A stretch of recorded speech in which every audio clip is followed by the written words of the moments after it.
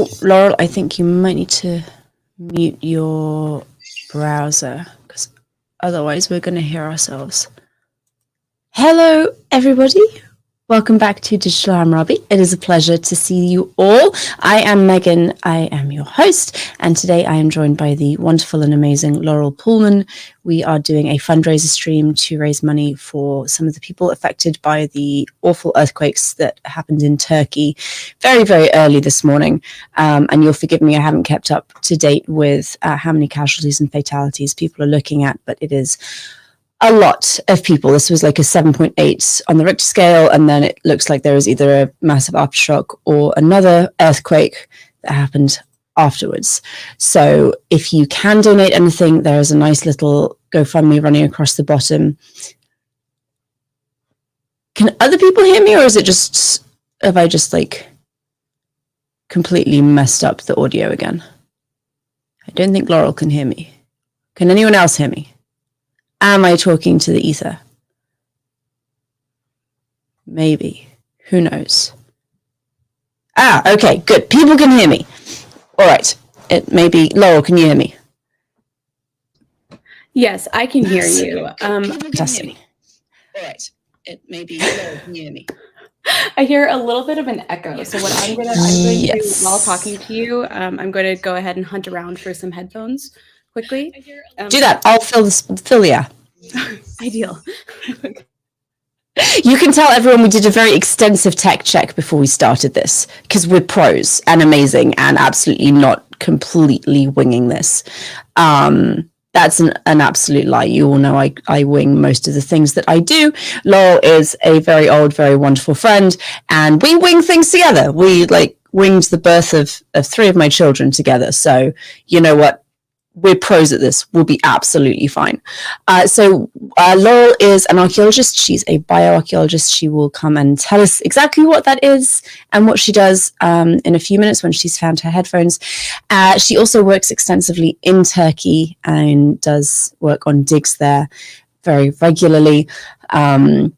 So she will be talking to us about the digs and about the people affected by the earthquake and all of that kind of thing. Laurel, can you hear me? Yes, I can hear you now. Can you hear me? Yes, and there is no echo either, so we are wonderful and good to go. Wonderful. Yeah, thank you so much. It's so nice to see you. It's good to see you. I know. I feel like so many of our text messages are way more intermittent than they should be. Children and grad school, and so Laurel and I know each other in real life, as it were. We have like a post YouTube friendship, and Laurel was doula for all of my pregnancies and has held all of my babies when they were very, very tiny little people, and now they're not so tiny anymore. Yeah, it's true. And Megan actually knows my child, in fact, who's lurking here in the background and needs to go to sleep. Abraham, I know. Go to bed in your bed, buddy. Abraham, go right now. Thank you. Kids always pick the best time. Yeah, absolutely. They do. I think they can actually sense when you're supposed to be online and doing something. Yep, absolutely. And we're just going to come and say hi and see how much I can interfere with whatever it is you're doing right now. Great, thanks. Yes, exactly. Anyway, so yes, they have gone to sleep for the time being. Anyway, so yes, Megan, thank you so much for having me on to talk, and for sponsoring all this information about the fundraiser that we have right now. For some of our friends and colleagues out at Zincirli and in Fevzipaşa in particular. Yeah. Would you start by telling everyone who you are and what you do? Because I've told them that you're amazing, but that's kind of where I left it. Okay, well, that's a very partial account of things, Megan. No. That's really, if we're honest, that's all they need to know. But I appreciate more archaeological information than I'm prepared to give them. Yeah, I have a little bit of archaeological information. Yes. So hi, everyone. My name is Laurel Pullman. I am a PhD candidate at Johns Hopkins University, and I'm an archaeologist there. My specialty is in Near Eastern archaeology. Specifically, I do zooarchaeology. But, the way that archaeology kind of works is that you end up doing a little bit of everything out there. Yeah, specifically, I look at animal bones from archaeological sites, right? And I use that to reconstruct all sorts of stuff, right? Historically, that means that we look at things like economy, subsistence, diet, all of that. But my interest is really in human-animal relationships in the ancient world and how those influence political action, particularly in the context of the Neo-Assyrian Empire. Our research at Zincirli Höyük has been ongoing. At least this campaign has started in 2006. I have been working there since 2013. And we are looking essentially at a independent, it was called the Syro-Hittite Kingdom, that was refounded really somewhere in the mid to late 10th century BC, and then was inhabited up through about 600 BC. During that time period, it was initially an independent Syro-Hittite kingdom ruled over by a dynasty of local kings known as Beit Gabar. They seem to have had Aramaean lineage. I'm not sure how much of the audience kind of knows about this background. I'm happy to expand on it. But then they also have some very interesting, kind of Luwian and Hittite connections as well, in terms of, names and language used at the site through time.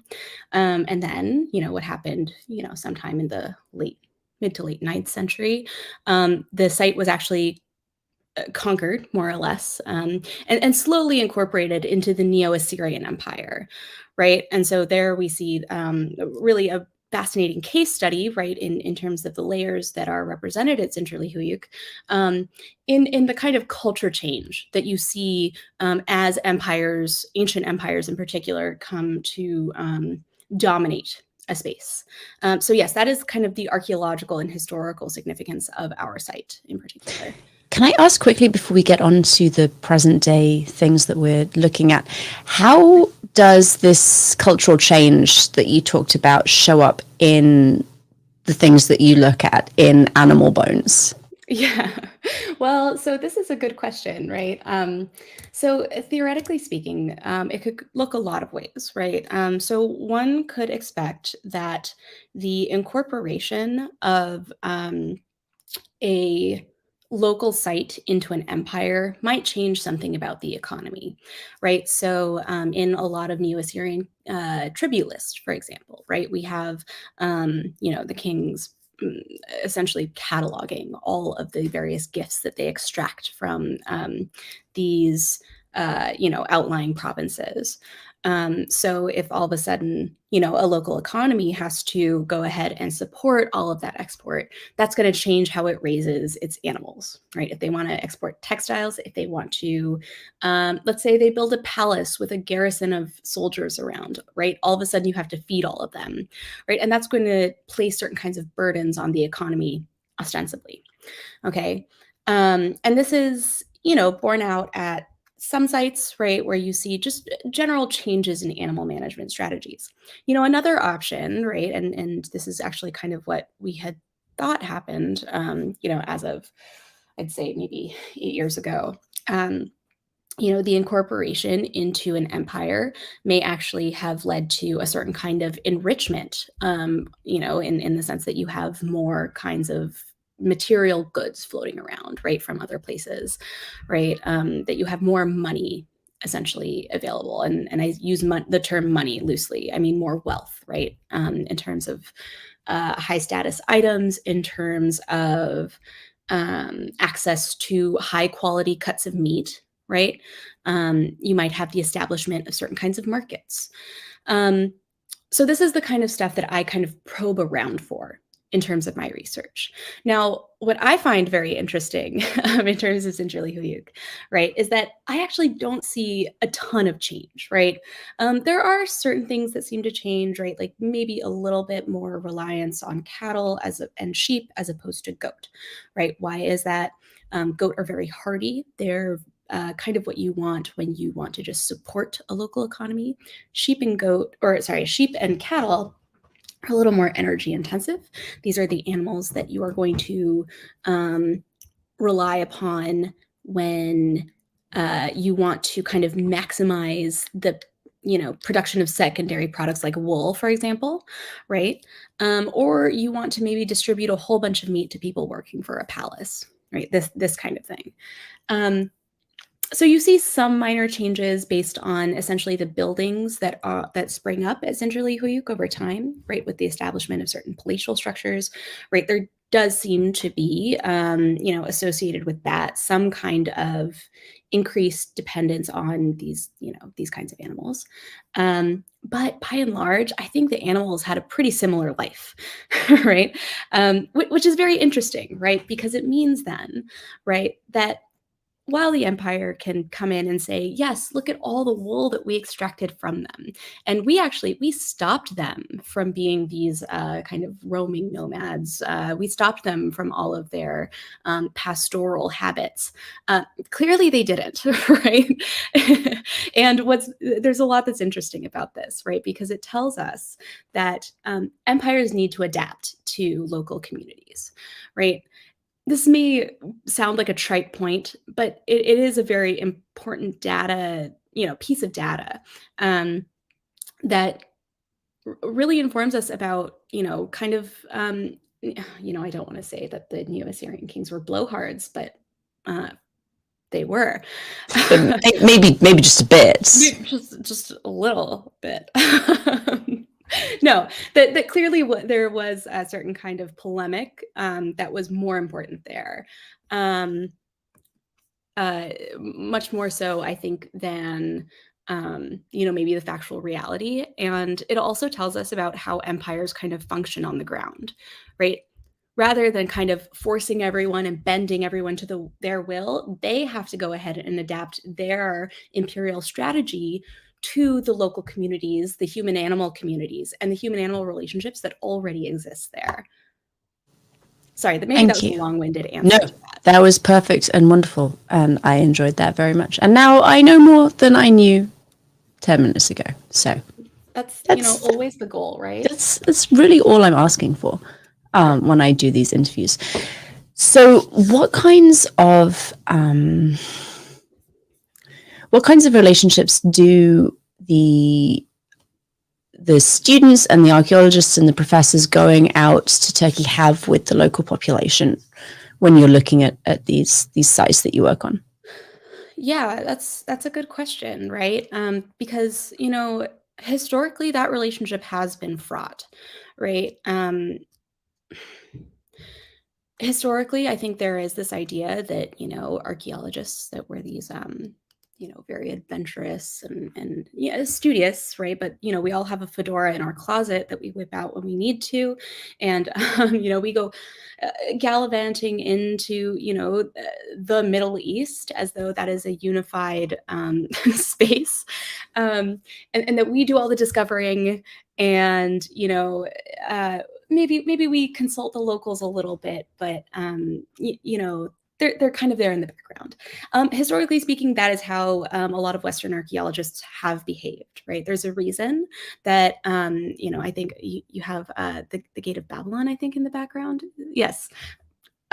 Megan, where is that physically? Is that in Babylon? No, it's in Berlin. That's in Berlin, right?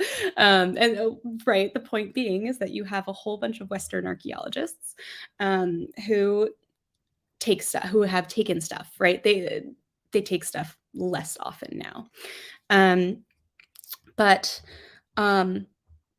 Anyway, so there is, I think, growing awareness that this history is deeply unacceptable, right? That it not only kind of robs agency from the local communities, right, in terms of the work that they have always been doing, right? Let me be clear that the best excavators in Middle Eastern history have all been Middle Easterners, right? I don't know have you heard of the Goofies in particular? Yes, right. So they are these Egyptian trained archaeologists, right, who would be hired. Excuse me, my cat, who is also actually from Fevzipaşa. She's here also as a guest speaker. But She is fluffy and perfect.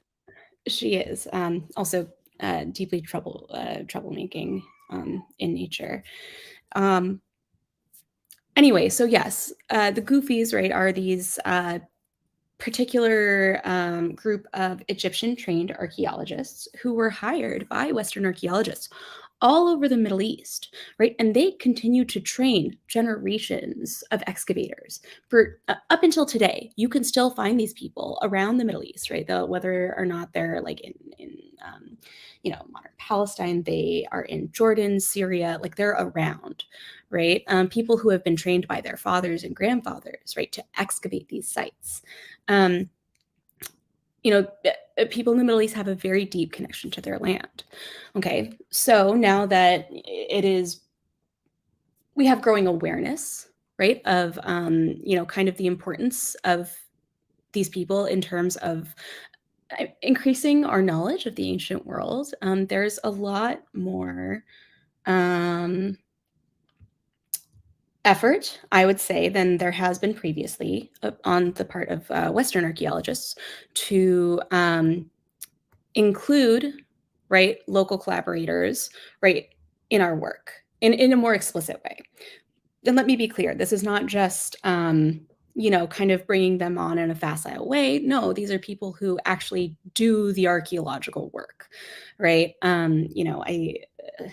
My very good friend there, Isel Terdi, I've known her since she was, we must have met when she was like 12 or 13 years old. And now she is, a university student in Adana, or sorry, she just graduated this last year. And, during the time I've known her, she has sat next to me and studied bones with me, and she has gotten to really know how to take care of archaeological items, right? She has talked at times about, looking into this as like a master's or something like that. And this is an option open to her because she grew up next to the site, right? We hire people from the local village to actually do the excavation with us. Now, part of this is because, of course, like Turkish law does in fact require us to hire local excavators to work with us, as well as to include Turkish archaeologists from other sites, or sorry, from other universities, I should say, to come and excavate with us as well. So for every foreign student that we have to have a Turkish student as well. Now, this has ended up, right, and that we, again, we've been there since 2006. I've been there since 2013. We know these people really well, right? I just want to add in here for people who are unfamiliar. When you work on an archaeological site, generally speaking, you don't kind of go there for a summer and then never return. This is a long, ongoing project with people that are your colleagues and collaborators, and you see them summer after summer after summer, and you work on publications with them, like when you're not physically there. And like archaeological excavation is intense. You're living with people, you're getting up at 5-ish, right? 5-ish. My one excavation season was a long time ago, and I just remember it being incredibly early. And so you get up with the sun, you go out to the field, you work, then you have some breakfast, and then you work some more. It's a long day. You spend a lot of time with people, and you form very, very close friendships, relationships. It's like a whole other family, really. Yeah, it really is. And I can't really, I can't stress that enough, right? I mean, I wake up in the morning, right? Because while I don't excavate at Zincirli Höyük, I do, get up with the excavators. I help prepare breakfast, and then I am sitting at my desk, and I am there with, Shakriya and Donay and Isel, and I am working to manage all of the cleaning of the bones, right? I'm often helping, manage the pottery washing. I'm working very closely with them, right? We eat breakfast together, we eat lunch together, we eat dinner together. We spend our nights kind of sitting around outside in the summertime, chatting. It is really a second family, by all means. I've watched so many of these families, right? I've watched their children grow up, right? I've seen them be born. I told you, I met her when she was not even a teenager, right? And now she is like fully an adult. Luckily she is safe. I should explain. Yeah, she's in Mersin now. But yeah, so yes, these are people who are incredibly close to us, and not only are they kind of personally close to us because we spend 3 months of the year next to each other, like 24/7, right? But then they also are really part and parcel to what archaeology is on the ground, right? These are the people who keep the wheels running. Yeah. What do you know about how your friends and colleagues have fared with the earthquakes today? Yeah, it's as bad as it could be, if I'm being honest. I went to sleep early last night. I wasn't, I was just tired. And I didn't check the news before I slept, and I woke up and all of the houses are destroyed, right?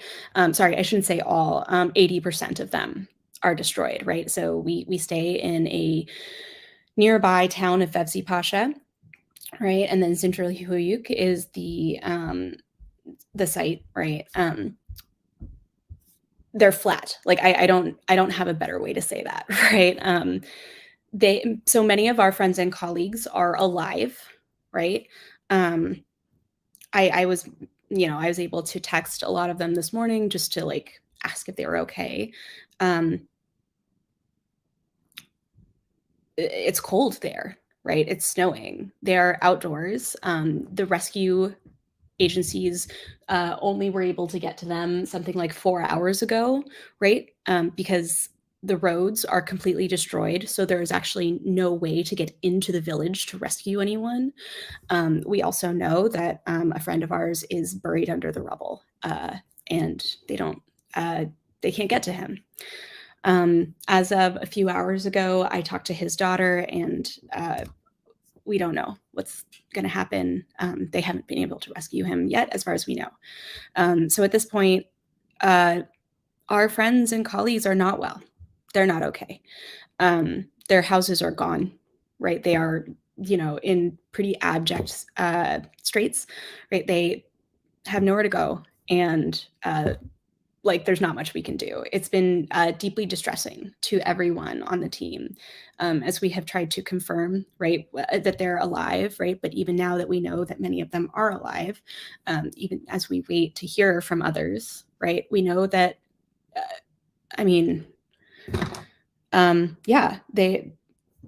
it's awful, right? They're in a really awful situation, and there's very little help that we can give other than to start to think about how to help them over the next couple of weeks, right? How to get them to survive, right? Such an awful tragedy, right? Get them shelter in the short term.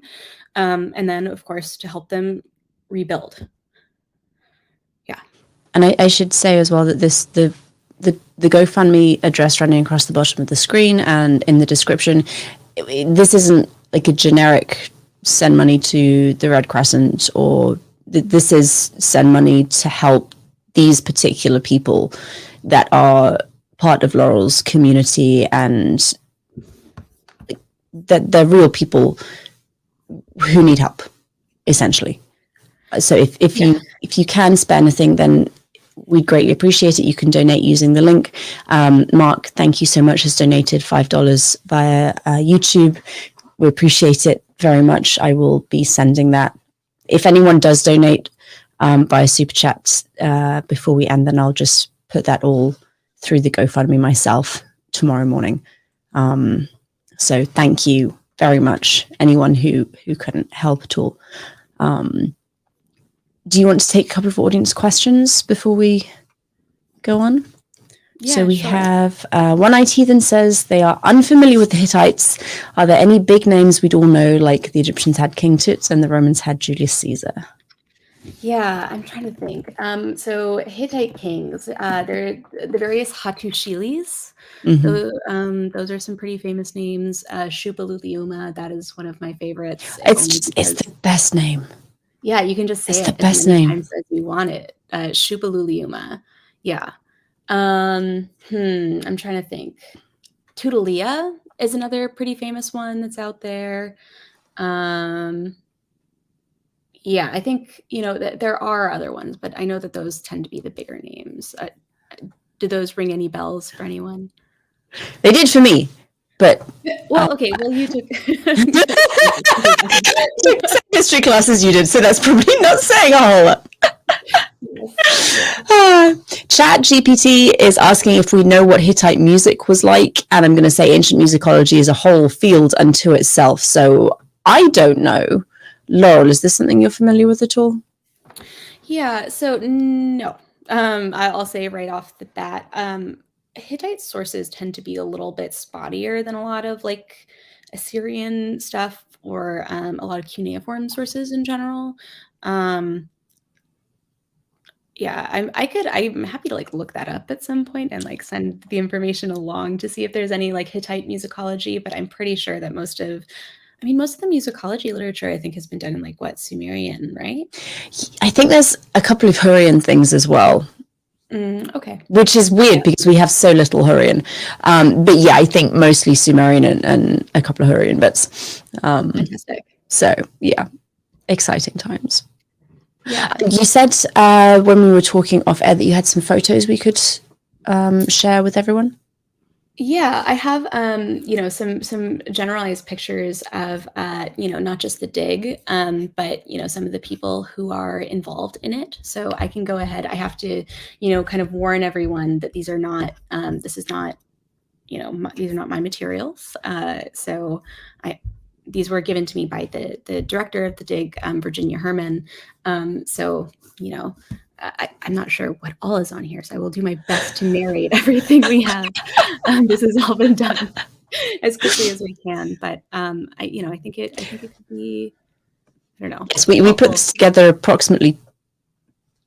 What I messaged you at 4:30 as I was picking my kids up from school to say, should we do this? So it's kind of been thrown together. So I really appreciate people actually coming and watching as we kind of muddle our way through everything. Yes. So it looks like I can't actually share my screen from Google Chrome. Boo. That's if I go and come back, it'll let me. You can give that a go. If not, you can always email them to me and I can. Here, let me go ahead and. We're gonna give this a try. And Greg, sorry, I have seen your question. We will get to it. I missed it before I started to move on to something else. We will. Why don't we do the question? Question first. Okay. Greg, thank you, Greg, for your donation. I don't know the answer to this. The question is, can the popular DNA tests determine the percentage of a British person's DNA that is Norman, Dane, Anglo, Celtic, Irish, etc.? I know very little about DNA. Laurel, I hope you know more than I do. I know, kind of only the very basics of it. Can a popular DNA test? So I think it would depend a lot on the DNA testing question and kind of what they're looking at in terms of what kind of DNA markers they're looking at, right? I know that there's some that are out there that are better than others. The issue with DNA, okay, is that it is generally like, when was there ever like a pure Norman DNA example, right? And because that's what you're trying to look at, right? You have an idea that there's like the pure Norman population and the Dane population and the Anglo population. When we know that historically, right, all of these groups have kind of mushed together in ways that are very messy and hard to parse. That doesn't mean that we can't, tell anything about, geographic like histories, right? It's just to say that the way, like the mapping of ethnicity and DNA is really hard to do.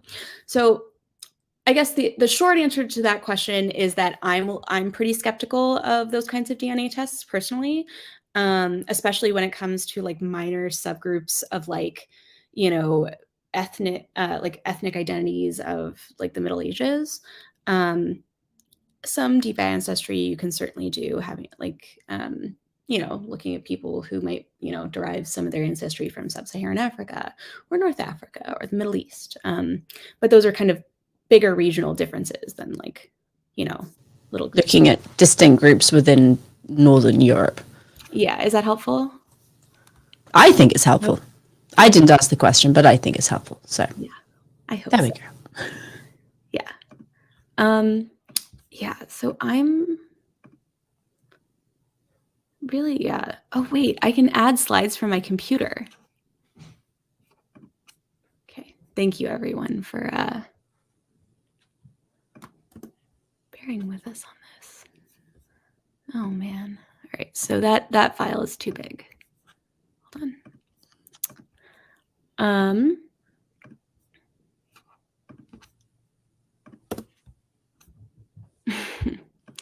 Yeah, it's not, I don't think it's gonna let me do it, alas. Share screen, screen 2.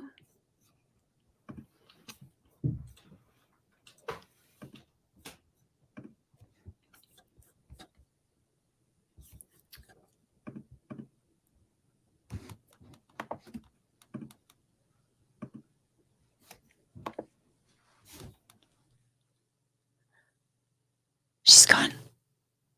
I think she'll be coming back. We're going to try and do the screen share so we can all see some pictures, because pictures make everything better, or at least help a lot of people to understand. Me especially, because pictures are, yeah. I feel like when I'm faced with a wall of text, it's actually quite difficult to take things in, which is a weird thing to say given that I was a grad student for a long, long time. And Laura's back. I'm back. Yes. All right. All right, so let's see if I can go ahead and share some photos that I have of, you know, our colleagues at Zincirli. Haha. Is it working? Yes. Fantastic. All right, so a little bit about our site. Can you, there we go. Yep, perfect. Yes. Right, so our site, Zincirli Höyük, right, is located in south central Turkey, right above the Syrian border. Let me see, click. Yes. You'll notice that it is not far from Gaziantep. I don't know if any of you guys have seen any of the maps of where the epicenters of the Turkish and Syrian earthquakes have been. They were here, right, right where the dig is. Historically speaking, right, the site is kind of at this real crossroads, right? So what you have right about, let me see if I can annotate things. Right about here is a mountain range, okay? That's actually quite hard to get to. So anyone who kind of wanted to move anywhere from like the Levant into, you know, kind of proper Mesopotamia here, right, kind of had to go right around Zincirli Höyük, let alone if someone wanted to go from here up into Anatolia, right, they generally had to take a mountain pass, right through the site. So this made the site kind of historically quite important geographically. Yes. So here's a picture of the site today, right? Here you can kind of see the old walls of the upper town, right? And the walls of the lower town. And beginning in the earlier half of the 20th century, you had the establishment of what is a modern village on top of the site. So you have a lot of people who live there now, right? And luckily we've created a lot of friendships with these people over time. A little bit about the history of excavation there. The site was excavated by German teams, right, in the late 1800s, early 1900s, right before the outbreak of World Wars I and II. Here we found some very impressive, well, we found what was found, right? Archaeologists found these very impressive orthostats, right? Belonging to these kind of Syro-Hittite styles of the Iron Age. A little bit more. I'm going to, yes. You see, we've found a whole collection of very impressive materials over time. You know, maybe Megan, at some point, I could come back and give kind of a fuller and more substantive talk about the materials found there. But like this, for example, is the Esarhaddon victory stela. Megan, you know a lot about this. Right? This is a very kind of it's famous. An old friend. Oh, isn't it? Right? You know, a very famous stela of a Neo-Assyrian king, you know, subjugating various kings from elsewhere in the ancient Near East. You know, we're looking at things like urban life and organization, right? The effects of imperial domination, right? How states form, as well as, you know, cultural diversity. Let me see if I can fast forward a little. Yeah, so a little bit about what it's actually like to be on the ground there. Okay, so here we have some of the people who are doing the actual archaeology. We should note that these are all people, right, who live at the village. Right here, smoking a cigarette is our site guard, Farouk, who, you know, again, a longtime friend of ours who is, I should say, safe. He and his family are safe, although their house has been entirely destroyed in the wreckage. Let me look here. Right.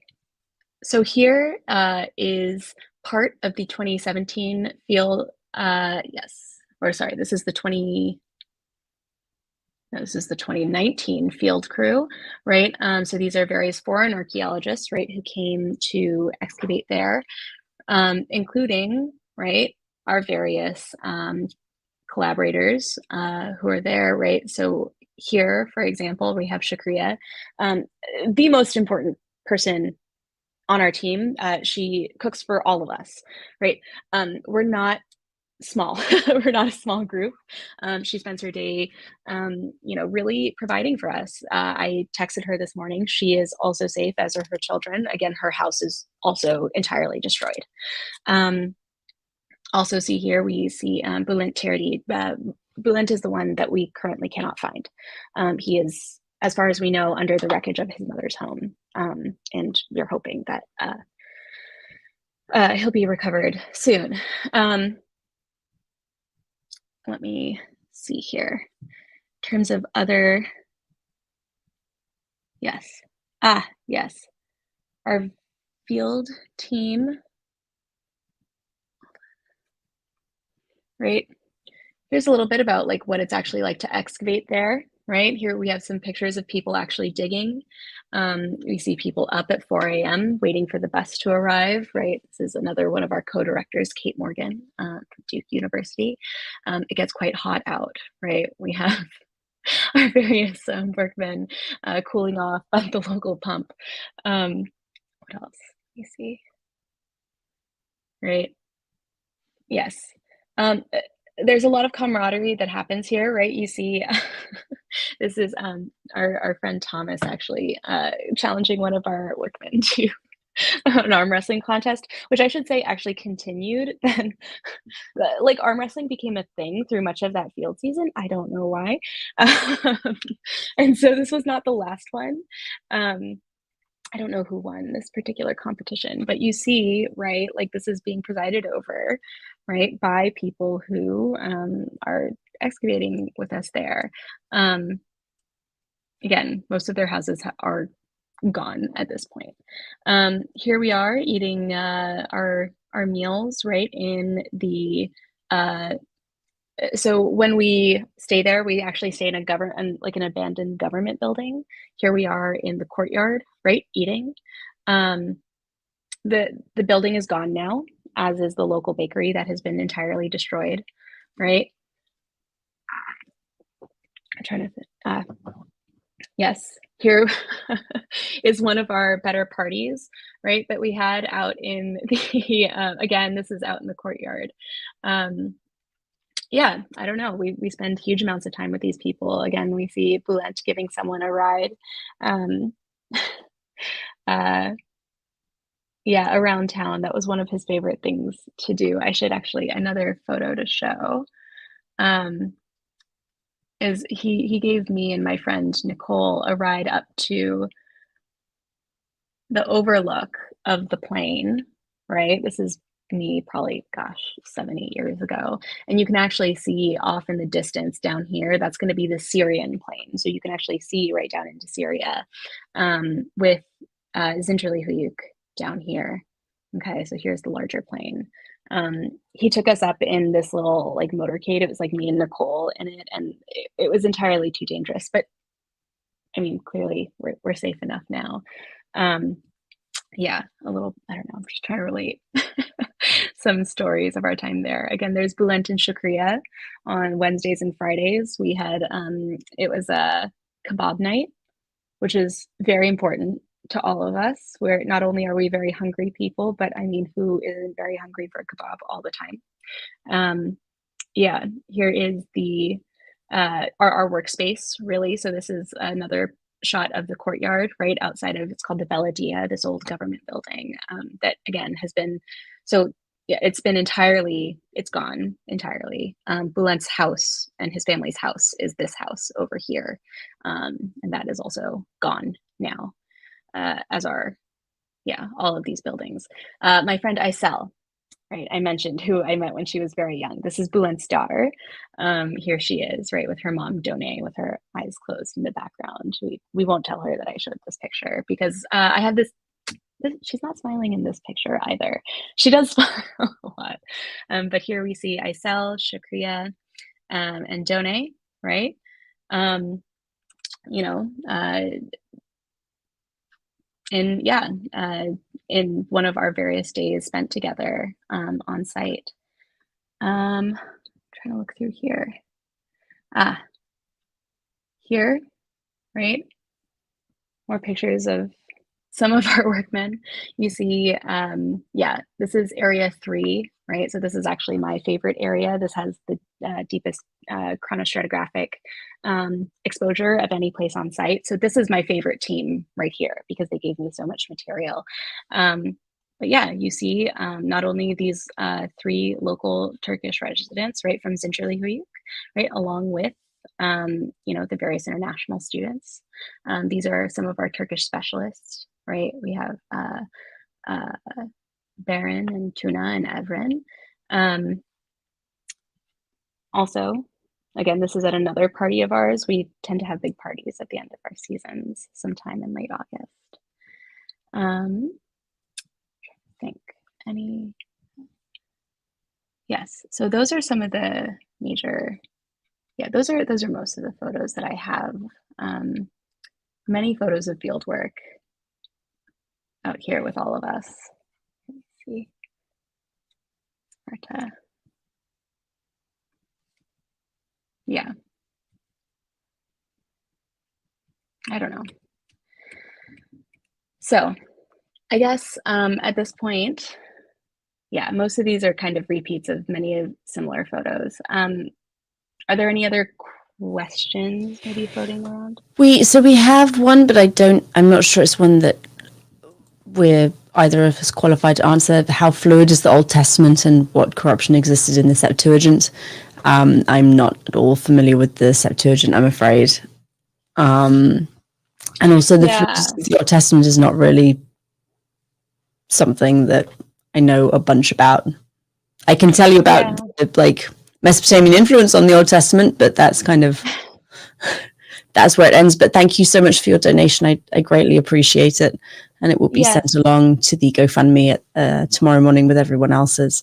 So one heathen would like to hang out with you guys. I don't at all blame them. Yes, I should say that yes, we do. I don't know if I should admit. Listen, it's not like the parties are that rowdy necessarily. Right? They're just fun. And just frankly, after you've had 3 months of getting up at 4 a.m. and working in the Turkish sun, because I do remember that bit, and I do remember picking up pottery sherds in a field with corn like this much above my head, and then another field with cotton up to my hips, and having to bend double to actually see the ground. It's a lot of work, and it's important and interesting, but it's a lot of work, and I'm all in favor of big parties when you're done.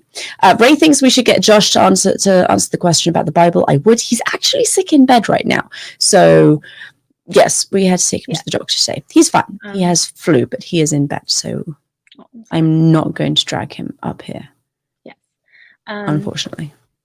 But yes, no. By and large, there is a little bit of a culture of, archaeologists. We work all day. We work very hard, and then we stay up too late, considering that we're getting up at 4. Up at 4, yeah.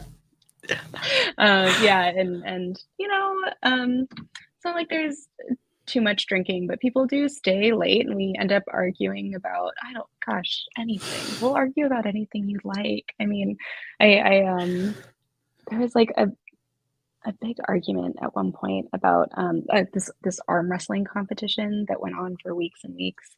That again, I mean, it's a beautiful place to be. So why not stay out until midnight when you have to be up at 4, in the, warm summer air. It's a really beautiful time. And I can't kind of describe how important a lot of these, these experiences are, at least for me personally, and how kind of, formative they are to this family that we create while we're there. I mean, this is ultimately the groundwork of what archaeological knowledge comes from, right? Is from these communities of researchers, right? Both foreign and local, who, do this work, and then have the party, but also so. Of course, work first, then party. Show idea. I'd love to learn more about the grunt work of archaeology. What is the day work? Oh, yeah. I only have like 5 minutes, because I suspect you especially, because you have a lot more experience than I do, could just go for it. I mean, honestly, if at any point, again, Megan, you can get in contact with me very easily. I'm just going to back on them. We're just going to talk about like the finds of Zincirli, and then what you actually physically do on archaeological digs, because it's nothing prepared me for that. Yeah, no, it's a lot of walking, right? You walk to find a piece of pottery on the ground over a kilometer. You walk to dump out how many buckets of empty soil, right? Many. Not to mention, like many.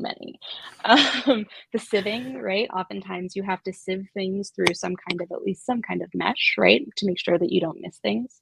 So you have people kind of on a sieve all day, just like moving it back and forth in order to, get stuff out of the ground. My work, right? And I'm not necessarily doing the excavation grunt work, right? Even though, again, let me be clear, that is a huge amount, right? People in the field are filling out, piece of paper after piece of paper to record every level, right, of excavation. Every time something is glimpsed that might be important, there is another sheet of paper brought out. When I'm sitting there, right, I have bags and bags of like animal bones. And sorry, I shouldn't say bags. I mean boxes and boxes. I have a whole room, right? Like a whole storage room that is just filled with animal bones. I think I have cataloged personally 50,000, right? Animal bones from this site, right? And that means that every bone that comes across my desk, I look at it, right? I identify the animal that it is. I identify what element it is. I identify if there are any cut marks there. I identify how old the animal is. All of this, right, in service of really kind of getting these really detailed histories of the material that we excavate. Oh gosh. Yeah, I mean, I feel like this would actually be an excellent episode. I think so. You could get some of the other specialists on here, like archaeobotanists, who they look at like little seeds through, through a microscope all day. It gets very tiring on your eyes. The other hazard, right, of my work personally is because I work with the Italian ceramics team, right? Like they work next to me. They spend all morning making espresso, which let me tell you, after 4 espressos, I don't know how they're still alive. I'm having a heart attack. But they just kind of ply you with it throughout the morning, right? On top of all the tea that the Turkish team is also giving you. It's I miss Turkish tea. Yeah, it's really good. It's very good stuff. Yeah, so no, I'm happy to come back and talk about that really at any point. Absolutely. There's a lot about the culture and life of archaeological excavations that, I think is worth kind of delving into. And yeah, it's very interesting. I agree wholeheartedly. And we are about at the hour mark. So we are going to end there because Laurel is a grad student and a parent, and she needs her sleep. And I am not a grad student anymore, but I am still a parent. And my God, I need my sleep.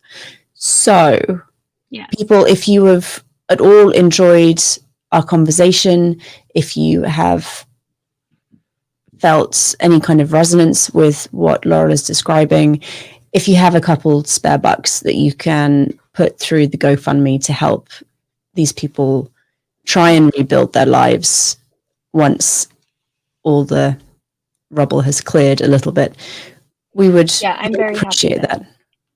Yeah, I'm very happy to, give updates to people in general as to kind of what efforts are going on at Zincirli and Fevzipaşa for these families in particular. I mean, again, there are other NGOs out there that are worth donating to. This is just, one way to support one community, and anything that you could give would mean the world at this point. These people, they need it, and they're our friends, they're our family, and the more you can give, the better. Thank you. Yeah. Thank you, Laurel, for coming on and sharing your time and expertise and memories. I appreciate it very much. It's lovely to see your face. Of course. Yeah.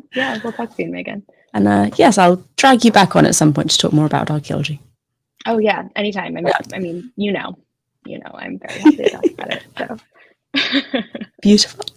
All right.